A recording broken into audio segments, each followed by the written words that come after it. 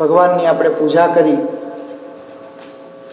ફૂલથી પૂજા કરી, ચોખાથી પૂજા કરી, જળથી પૂજા કરી, કેસર જળથી ભગવાનનો અભિષેક કર્યો. આપણને ખબર નથી કે ભગવાનની પૂજા કેવી રીતે થાય. જે પ્રભુ જે ઉત્પત્તિ તથા સ્થિતિ લય કરે, વેદો સ્તુતિ ઉચ્ચરે, જેના રોમ સુછિદ્રમાં અણુસમા બ્રહ્માંડ કોટી ફરે, માયા કાળ રવિ શશી સુરઘણું આજ્ઞાન લોપે ક્ષણમ, એવા અક્ષરધામના અધિપતિ શ્રી સ્વામિનારાયણ. જે અક્ષરધામના અધિપતિ પ્રભુ ઉત્પત્તિ કરે, સ્થિતિ કરે, પ્રલય કરે, એ ભગવાનની પૂજા જગતના પદાર્થોથી આપણે કરી છે. પણ આપણા શાસ્ત્રો એવું કહે છે કે ભગવાન છે ને એ પ્રેમથી બંધાય છે. પશુ હોય, એનિમલને બાંધવું હોય તો દોરડાથી બાંધી શકાય, બર્ડ્સને બાંધવું હોય તો પિંજરામાં બાંધી શકાય, આપણા જેવા માણસને બાંધવો હોય તો માયાથી બાંધી શકાય.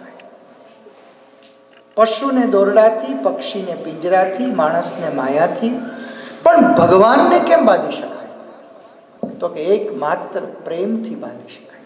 એક નાનકડી વાત કરીને મહાપૂજાની હું સમાપ્તિ કરીશ, પછી આપણે સંતોના આશીર્વાદ લેશું. હું આ મહાપૂજાની સાથે જ મારું પણ પ્રવચન પૂરું કરી દઉં. વાત માત્ર મારે એટલી કરવી છે કે ભગવાનને પ્રેમથી કેમ બંધાય. અમારે સ્વામી કાયમ પ્રવચનમાં કહે કે પ્રગટને ભજી ભજી પાર પામાં ઘણા, ગીત ગુનિકા કપી વૃંદ કોટી. ભગવાન રામને વાંદરાઓએ પ્રેમથી બાંધી દીધા. ભગવાન કૃષ્ણને ગોકુળની ગોપીઓએ પોતાના પ્રેમથી બાંધી દીધા. આજે પણ તમે ગોકુળમાં જાઓ, મથુરામાં જાઓ તો શું છે ગોકુળ મથુરામાં? અહીં અમેરિકામાં ન આવવું જોઈએ ભગવાનને. ગોકુળ મથુરામાં શું કામ હડસેલા ખાય બિચારા? પણ ગોકુળ વાસીઓનો જે પ્રેમ હતો એ પ્રેમે ભગવાનને બાંધી દીધા. ભગવાન સ્વામિનારાયણ 29 વર્ષ સુધી ગઢડામાં રહ્યા. ભગવાન એવું કહેતા કે ગઢડું મારું અને હું ગઢડાનો. આપણે 4-5 દિવસ ક્યાંક અલાસ્કામાં વેકેશન કરવા જઈએ, પણ ઘરે આવીએ ને એટલે અઠવાડિયે આપણો સોફો ભલે ને બેહી જાય ને ભેગો સોફો બેહી જતો હોય તોય આપણને એમ થાય કે હાશ ઘરે આવ્યા. આ ઘરની અનુભૂતિ છે. ક્યાંક મહેમાન થઈને 1 દિવસ જઈએ, 2 દિવસ જઈએ, 3 દિવસ જઈએ, પછી એટલું બધું સાચવતા હોય, આપણને સરસ મજાનો રૂમ આપ્યો હોય, સરસ મજાનું ખાવાનું આપ્યું હોય, પણ 3જે દિવસે જ્યારે ઘર યાદ આવે ને, એટલે ઓલો શીરો ખવડાવે છે કે ખીચડી ખવડાવે છે એ તફાવત આપણને ખબર ના હોય, કારણ કે ઘર યાદ આવે છે. ઘર છે ને એ પૃથ્વીનો છેડો છે. એમ ભગવાન સ્વામિનારાયણ ક્યારેક વડતાલ પધારે, ક્યારેક ભુજ પધારે, ક્યારેક જુનાગઢ પધારે, પણ મહારાજ જ્યારે ગઢડા આવે ને ત્યારે મહારાજને એમ થાય કે હું મારા અક્ષર ઓરડીમાં આવ્યો, હું મારા ઘરે આવ્યો. આ મારું ગઢડું છે, અક્ષરધામનું મધ્ય છે એવું મહારાજ શ્રીજી મહારાજ કહેતા. એનું કારણ શું? જે નીલકંઠ વર્ણી 7 વર્ષ વન વિચરણ કરે, સંપ્રદાયનો ઇતિહાસ એમ કહે કે નીલકંઠ વર્ણી ક્યાંય ગો દોહન માત્ર, આપણે ગાયને દોઈએ કેટલી વાર લાગે? 10 મિનિટ, મેક્સિમમ 15 મિનિટ, એટલું પણ ક્યાંય ન બેસે.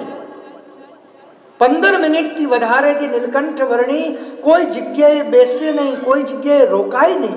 એક રાતમાં 4 તો ઝાડવા બદલી નાખે. આટલો વૈરાગ્ય જે નીલકંઠ વર્ણીને હતો, એ નીલકંઠ વર્ણી સહજાનંદ સ્વામી ગઢપુરમાં 29 વર્ષ સુધી રહ્યા. What is the reason four behind?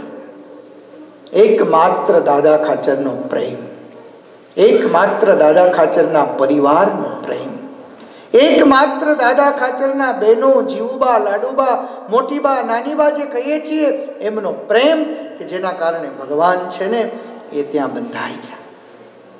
અમે આ રમેશભાઈની કારમાં જ્યારે બેસીએ ને સવારે કે ગમે ત્યારે, એટલે સૌથી પહેલા વહેલા કીર્તન બોલે, માણકીએ ચડ્યા રે મોહન વનમાળી. સૌ ભક્તોને વિનંતી કરીશ કે જ્યારે પણ તમારી કારમાં તમે બેસો ને ત્યારે આપણી કાર છે ને એ ભગવાનને સોંપી દેજો. પ્રભુ, તમે મારા ડ્રાઈવર છો, મારી કારનું ડિરેક્શન તમે આપો. માણકીએ ચડ્યા રે મોહન વનમાળી. મને આજ એટલે આ શબ્દો યાદ આવ્યા કે શ્રીજી મહારાજ ગઢપુરમાં રહે અને એવો વિચાર કરે કે મારે ક્યાંક જવું છે તો હું દાદા ખાચરના પરિવારને પૂછું. એટલે ભગવાન દાદા ખાચરના પરિવારને પૂછે કે હું જાઉં વડતાલ? અને એક હા જાવ તો મહારાજ જાય. મહારાજને જુનાગઢ જવું હોય, ભુજ જવું હોય તો દાદા ખાચરના પરિવારને મહારાજ સમાચાર મોકલાવે અને પછી શ્રીજી મહારાજ નીકળે. એક દી ભગવાનને સવારના પોરમાં વિચાર આવ્યો કે હું અક્ષરધામનો અધિપતિ અને મારે આ બધાને પૂછીને જવાનું. મને પૂછીને આખી દુનિયા ચાલે અને મારે આને પૂછીને જવાનું? આપણે કાંઈ પૂછવું નથી. સંતોને કહે છે ચાલો તૈયાર થવા. મુનિ વર્ણી પદાતી સૌ અસવારોને મહારાજે કહ્યું થાવો તૈયાર, આપણે જવું છે વડતાલ.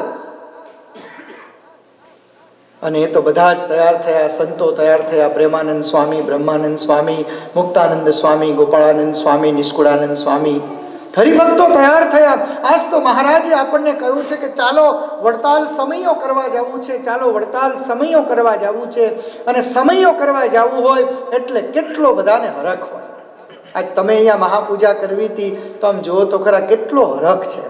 સરસ તમે ધોયેલા સુંદર મજાના કપડાઓ પહેરીને તૈયાર થઈને તમે ભગવાનની પાસે આવ્યા. આ હૃદયમાં હરખ હોય ને તો જ આવું થાય.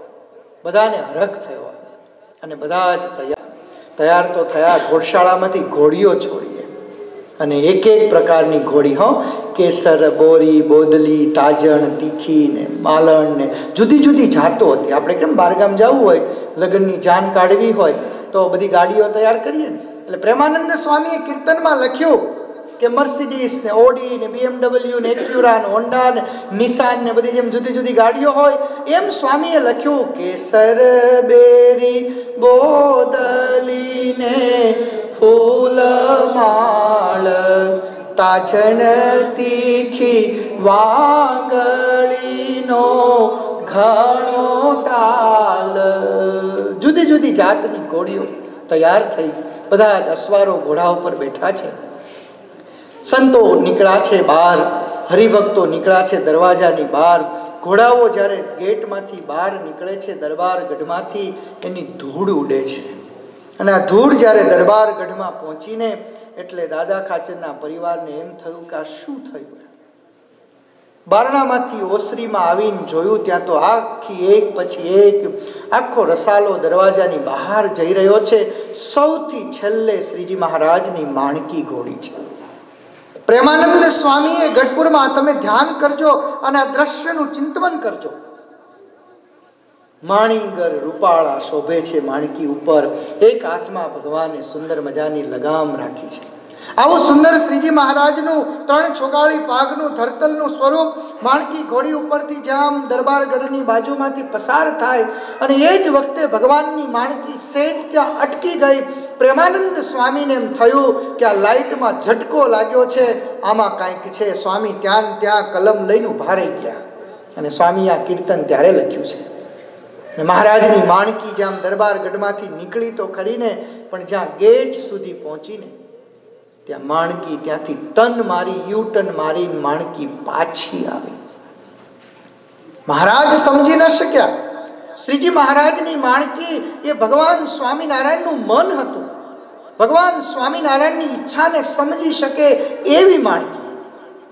જેમ તમારા નેવિગેશનમાં ટોમટોમમાં તમે એકવાર ડેસ્ટિનેશન નાખો અને પછી એ તમને ડિરેક્શન આપે, એમ એકવાર ભગવાન સ્વામિનારાયણ હૃદયથી સંકલ્પ કરે એ માણકી મહારાજને જ્યાં પહોંચવું હોય ત્યાં પહોંચાડી દે. કોઈ દિવસ શ્રીજી મહારાજે કહેવું ન પડે કે માણકી મારે વડતાલ જવું છે, મારે સુરત જવું છે કે મારે જુનાગઢ જવું છે. માત્ર મહારાજ સંકલ્પ કરે. અક્ષરધામના મુક્ત એવા માણકી મહારાજના એક એક વિચારને સમજી શકે. પણ આજ ગેટ સુધી માણકી પહોંચી, યુટર્ન કરીને પાછી આવી. શ્રીજી મહારાજ માણકીને ખેંચીને પાછા લઈ ગયા. બીજી વાર માણકી યુટર્ન મારીને પાછી આવી. ત્રીજી વાર મહારાજ માણકીને ગેટ સુધી લઈ ગયા. માણકી પાછી આવી. ચોથી વાર માણકી પાછી આવી. પ્રેમી ભક્ત વિનંતી કરે દોડી દોડી. પ્રેમી ભક્ત વિનંતી કરે દોડી દોડી. લોહસ ચુમ્બક તુલ વૃત્તિ મૂર્તિમાં જોડી. નથી જાતી દરબાર માતી ઘોડી. માણકીએ ચડ્યા રે મોહન વન માળી. જે મેગ્નેટ હોય ને સ્ટીલની બાજુમાં અડાડો ને ચોટી જાય. લોહ ચુંબક તુલ્ય વૃત્તિ મૂર્તિમાં જોડી. ભગવાનની પૂજા કરીએ જ્યારે ત્યારે આપણા મનની વૃત્તિ ભગવાનની મૂર્તિમાં ચોટી જાય. વાલા તારું મૂર્તિ અતિ રસ રૂપ રસિક જન જોઈને જીવે. સ્વામી લખે પ્રેમાનંદ સ્વામી કે ભગવાનની મૂર્તિની સામે બેસીએ એટલે એટલી ભગવાનની મૂર્તિ રસવાળી છે કે એ મૂર્તિની સામે જોયા જ કરીએ. એક દિવસ, 2 દિવસ, 3 દિવસ ભૂખ ન લાગે, તરસ ન લાગે. ગિરિરાજને ભગવાન કૃષ્ણે જ્યારે ધારણ કર્યો ને ત્યારે 7 દિવસ સુધી ગોવાળિયા અને ગોપીઓ ગિરિરાજની નીચે રહ્યા. ભાગવતમાં લખ્યું છે કે કોઈને ખાવાનું નથી સાંભળ્યું, કોઈને પીવાનું નથી સાંભળ્યું, કોઈને સુવાનું નથી સાંભળ્યું. આ તમે અહીંયા 3 કલાકથી બેઠા છો પલાઠી વાળીને. ઘરે તમારે ટીવી હોય, સોફો હોય, હાથમાં પોપકોર્ન હોય, તોય તમે 3 કલાક કોઈ દી ઘરે સાચું બોલજો શાંતિથી બેઠા છો. અને અહીંયા બધું જ ભૂલાઈ ગયું ને, ટાઈમ બાઈમ બધું જ ભૂલાઈ ગયું. અમે કીધું ત્યારે તમને ખબર પડી કે આ 3 કલાક થઈ ગયા. તો ભગવાનની મૂર્તિમાંથી જે રસ નીકળે છે એ રસને જ્યારે આપણે પીએ છીએ ત્યારે આપણા શરીરના ભાનને આપણે ભૂલી જઈએ છીએ. એમ દાદા કાચરનો પરિવાર જે છે ને એના મનની વૃત્તિ એ ભગવાન સ્વામિનારાયણની મૂર્તિની સાથે જોડાય અને એવું બંધન થયું કે માણકી ઘોડીએ દરવાજા સુધી જાય અને પાછી આવે. 1 વાર પાછી આવે, 2જી વાર, 3જી વાર, 4થી વાર, 5મી વાર, 6ઠી વખત માણકી ઘોડી પાછી આવે. અને તમે જોજો ભગવાન સ્વામિનારાયણનું મન જે માણકીને કહેવાય એ માણકીને આજ ભગવાન સ્વામિનારાયણે 6ઠી વખત જ્યારે યુટર્ન મારીને પાછી આવી ત્યારે એને ચાબુક મારી છે. પેલા એક મહારાજે ચરણારવિંદ માર્યો, પગ માર્યો, પણ ન ચાલી માણકી. ચાબુક મારી, માણકી ગેટ સુધી આવી, પણ આજ માણકી પાછી અંદર આવી છે. તમે એનો ઇતિહાસ એ માણકી ઘોડીનો તમને હું 2 મિનિટમાં કહું કે જ્યારે ભગવાન સ્વામિનારાયણ સ્વધામ પધાર્યા ને, ધ્યાનથી સાંભળજો. શ્રીજી મહારાજ જ્યારે સ્વધામ પધાર્યા ને ત્યારે સંતો વિયોગમાં હતા, સંતો શોકમાં હતા, હરિભક્તો દુઃખી હતા, હરિભક્તો શોકમાં હતા. મુક્તાનંદ સ્વામી, ગોપાળાનંદ સ્વામી, દાદા કાચરનો પરિવાર, એને કોઈને જીવવું ન ગમે, પાણી પીવું ન ગમે, ખાવું ન ગમે, પણ મહારાજની આજ્ઞા હતી કે મારી પાછળ કોઈએ શોક ન કરવો, મારી પાછળ કોઈએ રડવું નહીં, મારી પાછળ કોઈએ દુઃખ વ્યક્ત ન કરવું. ગોપાળાનંદ સ્વામી, મુક્તાનંદ સ્વામી જેવા સંતો એ મહારાજની આજ્ઞાને માથે ચડાવી અને રડ્યા નથી, એને શોક કે દુઃખ વ્યક્ત નથી કર્યું. પણ આ માણકી એક એવી માણકી હતી કે મહારાજના સ્વધામ ગમન પછી એને પાણી નથી પીધું, એને અનાજ નથી ખાધું. સવારમાં લાડુબા, મોટીબા એક હાથમાં પાણી, બીજા હાથમાં માણકી ઘોડીનું જોગાણ લઈ અને ઘોડશાળમાં માણકીની સામે મૂકે, લે માણકી પાણી પી લે, લે માણકી જોગાણ ખાઈ લે. માણકી સામું જોઈને ટગર ટગર આંખમાંથી દડ દડ આંસુઓ પાડે, એ માણકી પાણી ન પીવે. 1 દિવસ થયો, 2 દિવસ થયા, 4 દિવસ થયા, 5 દિવસ થયા, 10 દિવસ થયા, માણકી પાણી ન પીવે, અનાજ ન ખાય. મહારાજની સામે જોયા જ કરે, મહારાજની રાહ જોયા કરે કે હમણાં મારા શ્રીજી મહારાજ આવશે અને મને જળ આપશે, મને કાંઈ ખવડાવશે, મારી કેસવાળી ઉપર હાથ ફેરવશે. જ્યારે મહારાજનો 13માનો દિવસ હતો, આ સંપ્રદાયનો ઇતિહાસ છે જગદીશભાઈ. મહારાજના 13માના દિવસે સવારના પહોરમાં જ્યારે મોટીબા પાણી અને જોગાણ લઈને માણકીની પાસે ગયા. માણકી આ જ્યારે પાણી ન પીધું, જોગાણ ન ખાધું, ત્યારે મોટીબાને ચિંતા થઈ કે મહારાજની સ્મૃતિ જો કોઈ હોય તો આ લીમડો છે, મહારાજની સ્મૃતિ જો કોઈ હોય તો આ માણકી છે, અને જો માણકીને કાંઈક થશે તો મહારાજનો ઠપકો સહન કેમ કરી શકીશ. એને મુક્તાનંદ સ્વામીને સમાચાર મોકલાવ્યા, સ્વામી કોઈ પાર્ષદને મોકલ્યા, સ્વામીને બોલાવો. મુક્તાનંદ સ્વામી આવ્યા.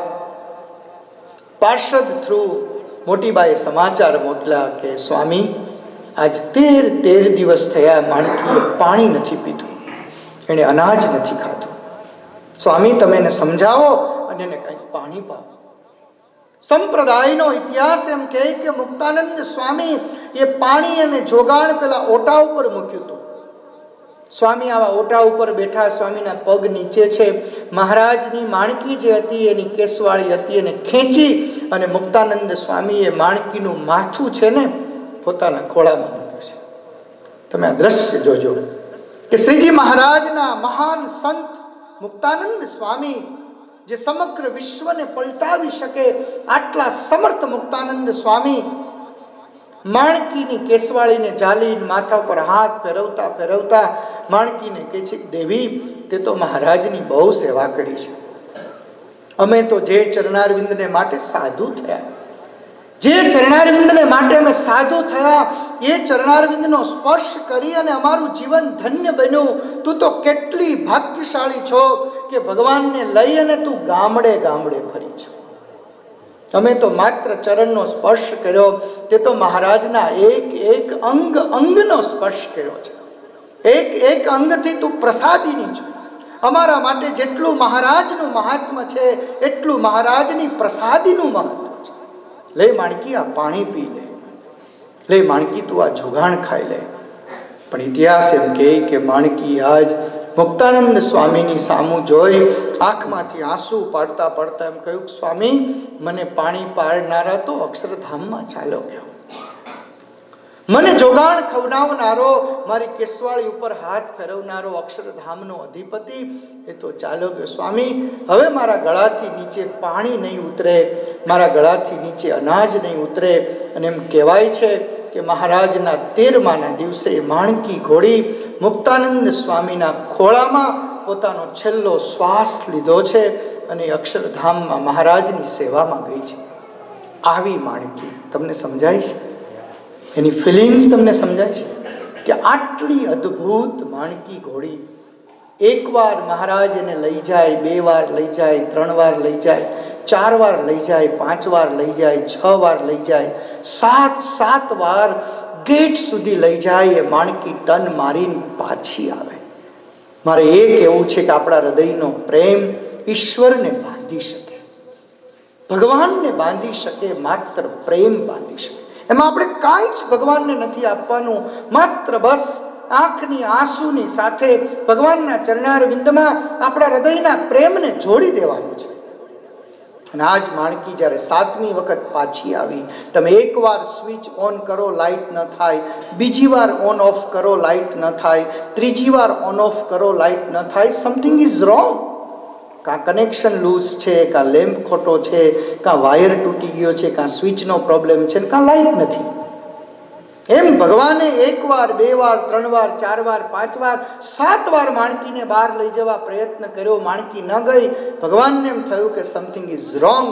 અને જ્યારે ભગવાને નજર કરી ત્યારે ખબર પડી કે ઓ આ મારો દાદા ખાચરનો પરિવાર, પાવર હાઉસ જ બંધ છે, લાઇટ ક્યાંથી થાય?